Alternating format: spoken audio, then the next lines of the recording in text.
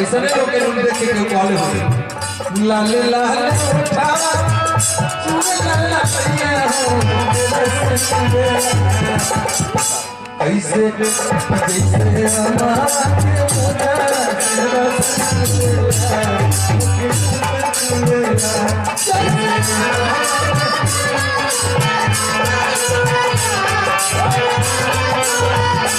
जैसे पढ़े के बाद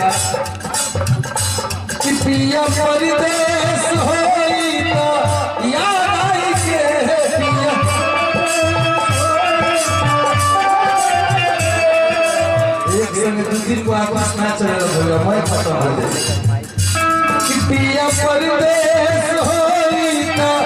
याद आई के पिया परदेश हंस के दिल में धीरे से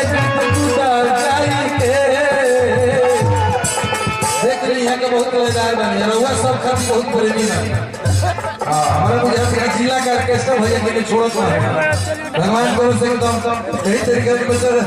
अरे से तो चिंता नहीं करके भाई एक मजेदार बना चलिए फोटो वाले वाला भैया कि पिया परदेश होई ना याद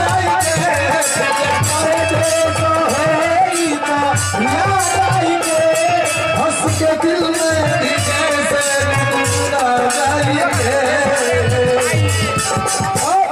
याद आई राजू के याद आई राजू के वफादारी के प्यार